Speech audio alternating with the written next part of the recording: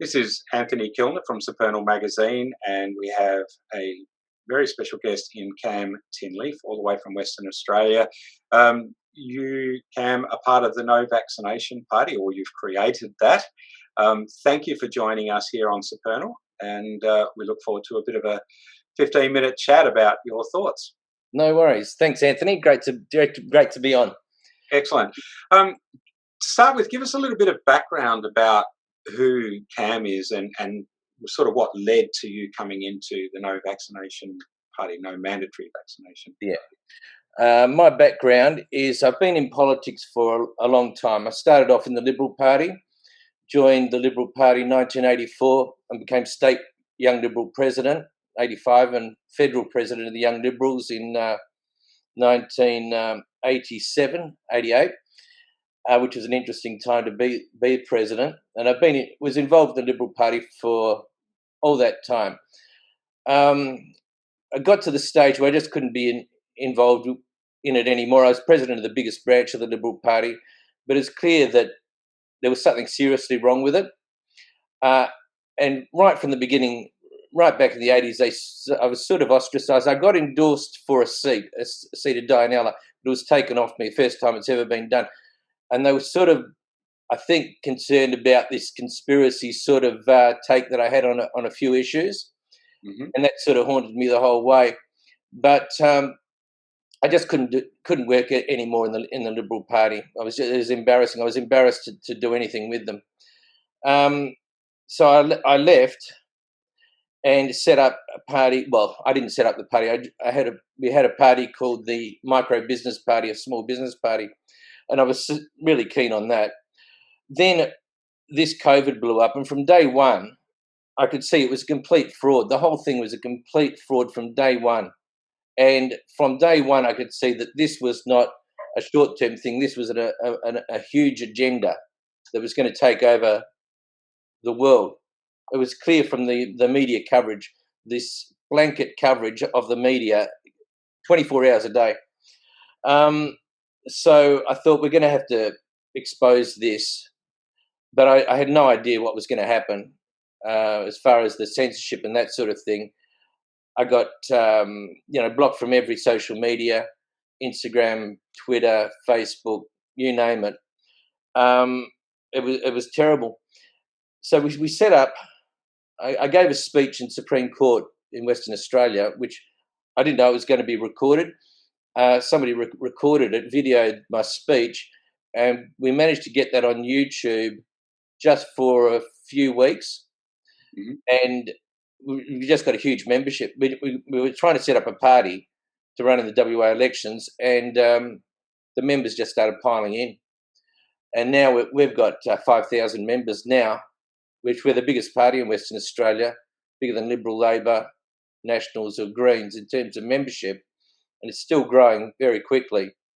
And, I was experienced in the political side of it. A lot of our people, they know the COVID side of it. They know the vaccinations and the health issues and that sort of thing, but not so much about the politics, how that's done.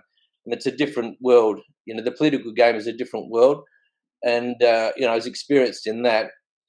And we ran in the last state election in all the seats, all 59, and all the 6 upper house regions, and it was very difficult. I mean, we got a good vote. We got the 5th most votes out of the 19 parties. We got the 5th most, but the attacks we came under were unbelievable from the media. Well, the media never mentioned our name. We're the biggest party. The name No Mandatory Vaccination Party was never mentioned at all. Never mentioned.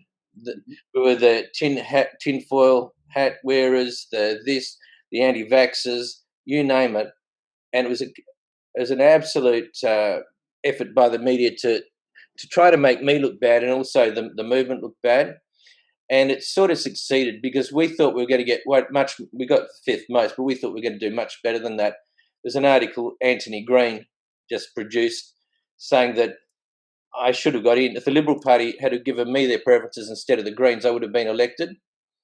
He's the sort of the main guy for the political side of things, and that was his view. Well, it was an obvious view that I would have been elected, but the Liberal Party gave their preferences to the Greens, and I would have been in Parliament. And if I had been in Parliament, it would have been a different world as far as pushing what we're pushing. But that's what it is. Our website got hacked the instant the voting started, March 13th of this year, 8 o'clock. Exactly when the booths opened, the website got attacked, and we couldn't sign up any members. And we would have signed 300 members up that day. Mm-hmm. But anyway, that's how it is. We do what we can do. We can't get on any. I've been banned from the talkback radio stations, social media, you name it. We've sort of got ways around the social media, which I don't really want to go into. But we're at least the video's still up. But we've got to produce more videos. Technology is not one of my strong points by any means, and so I'm a bit handicapped there. But that's pretty much where we're at. So we're trying to get it established federally as well. At the moment we're just trying to sort out the details of running in a state election. There's a lot of paperwork, there's a lot of logistics, a lot of things that have to be done just to maintain being a party, not just setting up a party, just to be ongoing. There's a lot of things you have to go through, and so we've got to tick all those boxes just to stay existing in WA. Yeah, so I think that's probably something that most people don't really understand, just how much work there is, and I'm saying that our view as a magazine is not to go one way or the other, but give people the ability to have a chat, and talk about their passions and what their future is and what they want to see. So we're not picking sides left or right, but we're certainly, what we've found is a lot of people don't understand the amount of work and effort that goes into running a party, full stop. No, they don't. Because I've been involved, you can see all of the things that have to be done, and you've got deadlines that absolutely have to be met, and they don't cut you any slack. Fortunately, the Western Australian Electoral Commission are an outstanding electoral commission, so a lot of the people think that everybody's the enemy. The Electoral Commission are with the government, so they must be bad, they must be after you. But in WA, we don't have that problem, but you still have to meet your deadlines. Mm-hmm. And if you don't, and you've got so many deadlines for submitting tickets, for putting returns in, for doing this, for doing that. I mean, having 59 candidates, it's a big logistical exercise. You've got to pay the money for those candidates. You've got to keep records of all of your expenses and blah blah blah. It goes on and on. There's a lot of these things, and if you lose your registration, and they ring your members to make sure that they're legit. I mean, we got a perfect record about the first time it's ever happened. But they rang all of our members, and they all said, yeah, they're happy to be members. A lot of parties, you have to have 500, a lot have 1,200, but they still can't meet the minimum 500 requirement. So we've got 5,000, so it's fine. But and we've got fantastic members.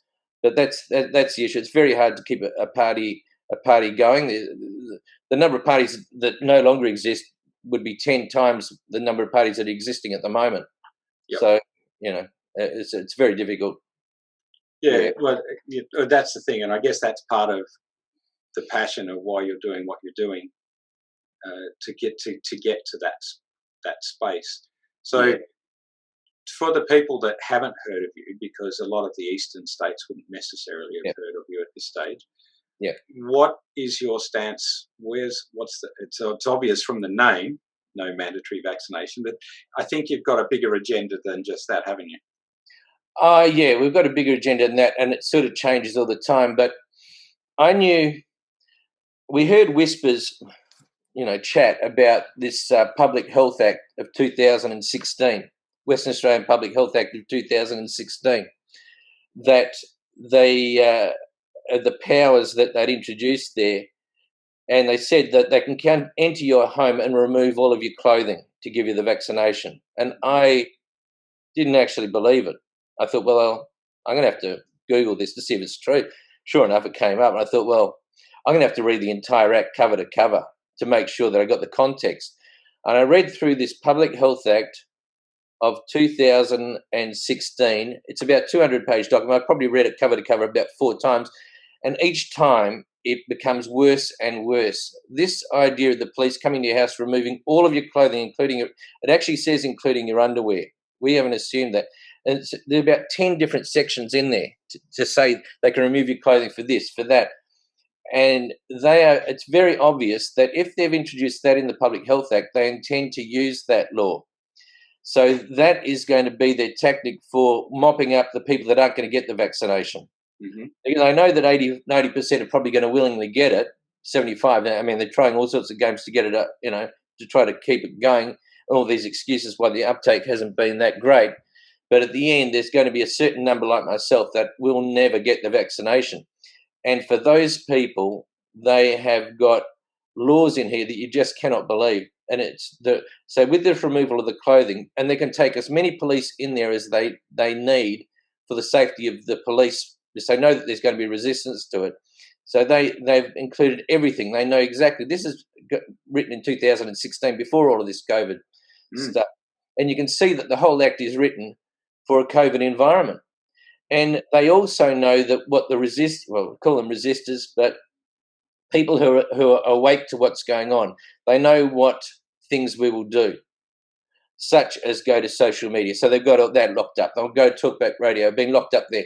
But they also know that the last resort is going to be self-publishing, producing pamphlets, producing things that you can put in letterboxes. And they've even got it written in there that they can enter your house to remove all of your printing, all of your devices and all of your facilities to do printing. So they know. So why would they have that in there in their health policy? And, the Public Health Act of 1911 was this took over from. And, it's absolutely the most horrifying thing. And there's also sections in there, Section 197, where they can administer a poison to you. And they've even, it's a terrifying situation. And the thing is, if they start acting on these things, the public will be supportive. The overall public will be supportive of them doing this. Because we've got no freedoms. We can't travel. We can't do anything because of all these people refusing to get the vaccination. So if they force it into their arms, well, great. That's what they deserve. So we'll get no public support, and people will, a lot of people will comply, or they won't have any choice. They'll have to comply. The police are there, and they can even charge you for the damage they do to your property when they're doing all of this. They know there's going to be damage done, and they've even created sections in there to say that you pay the costs of any damage the police do. But the police know nothing about this. And also the vaccinations, the mandatory side of it, is going to be done by local government, not the state government, federal government. Local government are going to administer it, and that's very important too.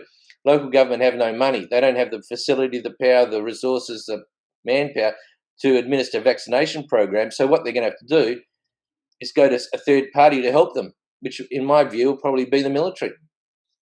The military will say, well, we can help you. And the local CEOs are going to say, great, we can't do it. Help us out. Mm-hmm. Why else would they have the military involved? They're just sitting there doing nothing at the moment. And the local government, they don't even know that they're responsible for the vaccinations. I've spoken to the CEOs. They have no idea. The police have no idea about this or anything else. And so that's what, that's what it's all about. We're against a mandatory vaccination. And we're very clear that that's all we're about, not even anti-vax. We are against mandatory vaccination. But when that never here's the light of day, we put these pamphlets out. I don't know if you can see them. Yep. We produced about 200,000 of those, and we're putting out about 500 a day, even now after the election. And we're getting a super hostile response, like one abusive email, phone call, sending it back to me, blah, blah, blah, every day. People that really get triggered by this. We don't get many positives. We don't get many people saying, but we are getting membership increases. So maybe they are reading the pamphlet and just joining without saying anything. But the hostility to us is incredible when we're putting up signs and things. Yeah, well, it's interesting. As part of our survey that we did recently, we asked our readers if they are aware that in some states of Australia, the police have the right to detain, restrain, strip and vaccinate a person under current emergency legislation. Now, we had nearly 59% of our readers said no, they didn't and weren't aware of that. Okay. It's interesting, 41.28% were, but it's really a lot of people aren't aware of a lot of the powers that have been changed under this emergency legislation. Right, I want to come back to the one point you said you're not anti-vax. You're just no What we mandatory vax. Yeah, yeah, that's it. Yeah, because they try to label this. They've been going for decades saying anti-vax this, anti-vax that, conspiracy, tinfoil hats, blah blah blah. They just want to. They know that the public have been drummed into this anti-vax, that they're all nutcases. But we wanted to call ourselves No Mandatory Vaccination, because we wanted to concentrate on that side. Because the medical side of it is not something I'm an expert in. So if we called ourselves anti-vax party or whatever, we would get doctors and that trying to argue the point with me, and I'd get, I don't know how well I'd do. But on that, we picked out points that people possibly could not possibly argue with. Mm-hmm. But now with this, I think people are getting more and more anti-vax because of this. They were pretty neutral or in favour, blah blah blah. But I think people can see there's something seriously wrong here. So, but yep. Have you found that people are lumping everything together, where traditional vaccines have had a role in society for quite a few years now? But as soon as you say no mandatory vaccine, are they just going for this latest COVID stuff, or do you think they're looking at across the board and actually looking at the bigger picture? I think that I'm not sure. I think that everybody that sees the name of our party and sees the party know that we're completely focused on this COVID-19 vaccination. In fact, when I opened the bank account for the party, I said in the name of the party, No Mandatory Vaccination Party, and on the phone, I went in there to do it all, and she had written down No Mandatory Vaccination Against COVID-19 Party. In her mind, she'd just gone that extra step. So, and that was, I had never mentioned it, but she had jumped to that name herself. She'd obviously, better get it sorted out, to get all this done, and she'd come up with this name. So people know that we're talking about the COVID-19 vaccination. Mm-hmm. So and at the time we were at the polling booths, people were saying, but there's no mandatory vaccination, there's no mandatory vaccination. But people are now, they're starting to wake up. I mean, I can tell by a membership, like today, yesterday, even just then, right then, I get a buzz on my phone every time somebody joins up. Somebody joined up then, and I know that people are, are really waking up big time. Well, I think there's again, we don't and aren't taking political stances as a magazine. And I mentioned that earlier, but where certainly the wording has changed a lot into what's mandatory and what's not mandatory, and then of course the law comes into it, a whole another thing. So I think people are starting to question what they're doing and what they're hearing in the narrative. The narrative. What's important. So in understanding that's that priority, do you have a bigger picture for other policies, other bits and pieces, or just concentrating on that at the moment? We are only concentrating on this because we wanted to have a situation where the media couldn't distract us and take us away. The first time I was asked about the party, I got asked about reptilians and this sort of thing. These are the main journalists from the West Australian. It's talking about do you think the vaccination? Do you think COVID-19 is real? And they bring in all these ridiculous conspiracy type things like flat Earth. They just bring it all up to try to paint us as they're the conspiracy party. But it was very hard for them to do that because we only had the policies that nobody could disagree with. We had two choices. We could set up the No Mandatory Vaccination Party, or the other choice of name is going to be repeal Section 158. And we went with No Mandatory Vaccination Party. We could have easily have gone with repeal Section 158, which would have forced people to read the Act. But we thought people might get confused on the day thinking, what's that? But if they see the name No Mandatory Vaccination, well, they're in no doubt what our issue is. And we only want to concentrate on that issue because, as I said, we've got the biggest membership. We've got about, close, probably 6,000 now. And everybody agrees with the position, no mandatory vaccination. But if we introduce one other policy, we could split the party and have massive infighting. So we want to make sure everybody's on board, and everybody is on board. Yeah. Well, The only problem we've got is some people are more sort of activists than others. yep. I'm a sort of political person aiming at changing the law. That I see that's our rock, to actually get into Parliament, and I nearly did get in, to be in there to change the law, not to sort of protest about the law, which means that you're outside the system. What we want to focus on is changing the law, being in the game. And that frightens the sort of establishment more than anything when you're in their game. When you're in politics, you're actually on their turf, and they cannot stand that. They don't mind having demonstrations outside Parliament House or up and demonstration here and there. They think, okay, they can demonstrate. You see the smug look on their face as they're watching a lot of these demonstrations. But when you're running against them and they've got to respond because the public are hearing that you're running against these guys in their own seats, they can't be silent if their electors are asking them questions, and they really get rattled. They really get rattled when you run against them. And so that's what we're going to do. We'll stick with what we've done here, and it's sort of going ahead.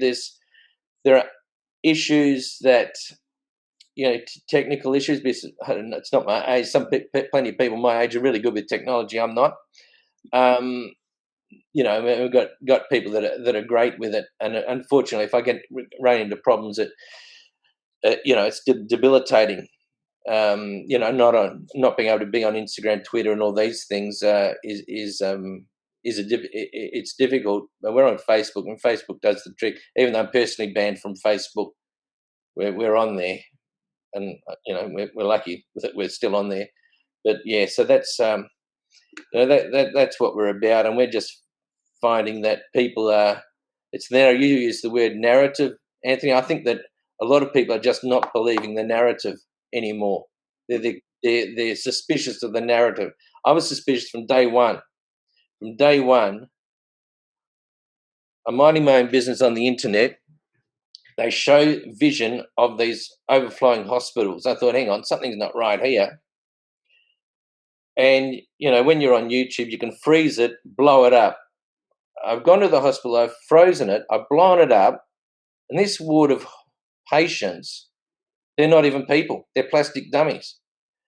And I thought, I didn't need to see anything else. If they've organised a ward full of plastic dummies to pretend that they're humans suffering from COVID, they're prepared to do anything. There's going to be no going back. Yeah, I think in that space too, and again, what we're trying to get people to do is look at the bigger picture across the board without going down any particular paths, and we're definitely not trying to pick fights with left, right, centres, media, anything else. We're just trying to give people the resources to go and find their narrative for them, and potentially that's why you've done so well, because you've created a narrative that is about the law. It's specific. It's not about all the other stuff. So that works.